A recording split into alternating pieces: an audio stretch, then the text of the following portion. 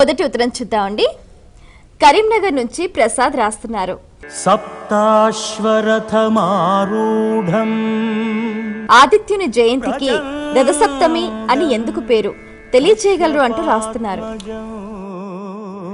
జయంతి అనేది చనిపోయిన వారికి వాడుతారు, బతుకున్న వారికి కాదు. కాబట్టి ఆదిత్యుని జయంతి అనకూడదు, పుట్టినరోజు అనండి. జన్మదినం అంటాం.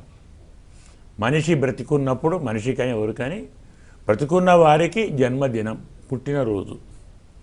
చనిపోయిన వారు జయంతి, వర్ధంతి.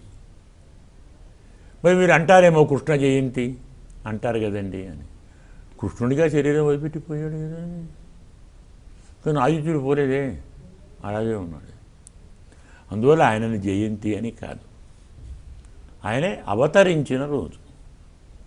అది కూడా ఒక విధంగా కరెక్ట్ కాదు. ఆయన అవతరించడం ఏంటి, ఆవిర్భవించాడు అంటున్నాం. మనం అలా వాడుకుంటున్నాం. వాస్తవంగా ప్రధానమైన ఉద్దేశం రథసప్తమి అంటున్నాం కదా, ఒక అద్భుతమైన ప్రక్రియ అది. వేదాంతపరంగా చూస్తే ఆత్మానం రథినం విద్ధి శరీరం రథ ఏవచ చెప్తుంది ఉపనిషత్తు. ఆత్మ రథంలో కూర్చునేవాడు, శరీరం రథము, ఇంద్రియాణి హయాన్యాహు, ఇంద్రియములు గుర్రములు. అలాగే మనకు బుద్ధింతో సారథిం విద్ధి, సారథి బుద్ధి, మనః ప్రగ్రహం, మనస్సు పగ్గారు. ఇంద్రియములు, మనస్సు, బుద్ధి, శరీరం, ఆత్మ. అదే అక్కడ ఉంది. రథసప్తమి, రథముతో పాటు 7. ఆలోచించండి, రథముతో పాటు 7. రథకుడు ఎలాగో ఉంటాడు, అది ప్రశ్న లేదు. అది కాకుండా 5 ఇంద్రియములు, జ్ఞానేంద్రియాలు. త్వక్, చక్షు, శ్రోత్ర, జిహ్వ, ఘ్రాణాలు, మనస్సు, బుద్ధి. 7 ఇంద్రియాలు, 7 గుర్రాలు. మనస్సు మనకు పగ్గం, బుద్ధి సారథి. 5 ఇంద్రియాలు, మనస్సు, బుద్ధి అన్నీ 7. అశ్వాలు కూడా 7. అవే 7, ఈ 7 అవే ఇంద్రియాలు. రథసప్తమి, 7 గుర్రాలతో సాగే రథము, 5 జ్ఞానేంద్రియాలు, మనస్సుతో బుద్ధితో సాగదీసే శరీరము. ఆ రథంలో ఎవరుంటారు? సూర్యభగవానుడు ఉంటాడు. ఈ రథంలో ఎవరుంటారు? జీవాత్మ ఉంటాడు. జీవాత్మలో ఎవరుంటారు? పరమాత్మ ఉంటాడు. సూర్యభగవానుడు ఎవరుంటారు? నారాయణుడే ఉంటాడు. చెప్పాం కదా, ధ్యేయస్తదా సవితుర్మండల మధ్యవర్తి నారాయణ, సరసిజాసన సన్నివిష్ట. సూర్యమండలం, మండలం మధ్యన పద్మం, పద్మంలో నారాయణుడు.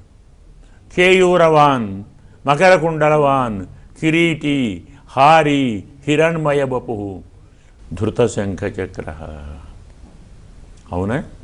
అందుకు సప్తమి. శరీరాన్ని చూసి సంతోషించకండి. శరీరం ఎంత అందంగా ఉన్నా మనస్సు బాగాలేదనుకోండి, ఏమంటారు? మనస్థిమితం లేనివాడు పిచ్చివాడు అంటారు. మనస్సు బాగున్నా బుద్ధి బక్కదారి పట్టిందనుకోండి, ఏమంటారు? బుద్ధి లేనివాడు. అలా శరీరంలో ఎన్ని అందాలున్నా, ఎన్ని చందాలున్నా, ఎన్ని మేకప్లు చేసుకున్నా, ఎన్ని లక్షల కోట్ల ఆభరణాలు పెట్టుకున్నా, మనస్సు బుద్ధి సరైన దారిలో లేకుంటే వ్యర్థం కదా. అవునా? అందువల్ల ఈ రథాన్ని ఆ ఇంద్రియాలనే గుర్రాలతో, మనస్సు అనే పగ్గంతో, బుద్ధి కప్పజెప్పి రథంలో కూర్చున్నటువంటి పరమాత్మను సేవించండి. ఇలా భగవంతుణ్ణి దర్శించటమే రథసప్తమి. ఈ సప్తమం అనే దానికి ఇంకో అర్థం కూడా ఉంది. వేదాంతంలో సాధన సప్తకము అంటాం. శమము, దమము, తితిక్ష, ఉపరతి, ఇలా ఉన్నాయి. మనకు మొత్తం ఒక 7 ఉన్నాయి. ఈ 7 అశ్వాలు. పరమాత్మ అశ్వాలతో మన దగ్గరికి వస్తాడనమాట. మన దగ్గర ఈ 7 ఉన్నాయి అనుకోండి, పరమాత్మ ఇక్కడే ఉంటాడు. సాధన సప్తకం వల్ల కలిగినటువంటి వివేకంతో పరమాత్మను దర్శించాలి. అందుకే అదేమిటి మాఘ శుద్ధ సప్తమి కదా, ఎన్నడు రసప్తమి, మాఘ ఎందుకు మరి అంటే మాఘ అంటే ఏమిటి, పద విభాగం చేయండి కాస్త. మా అఘ, అఘం అంటే పాపం, మా అంటే లేదు. పాపము లేకుండా పరిశుద్ధముగా 5 ఇంద్రియాలు మనస్సు బుద్ధి ఉన్ననాడే సూర్యుని యొక్క పుట్టినరోజు. అంటే ఇవన్నీ బాగా ఉంటే ఆయన వస్తాడు.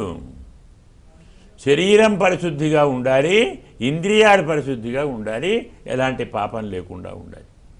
అలాంటి పాపం లేకుండా ఉన్న హృదయంలోనే పరమాత్మ ఆవిర్భవిస్తాడు అనే పరమ సత్యాన్ని చెప్పటం రథసప్తమి నాడు సూర్యభగవానుని అవతార దినం అని మనం చెప్పుకుంటాం. అది అందులో పరమార్థం. మరి ఉత్తరం చూద్దాం.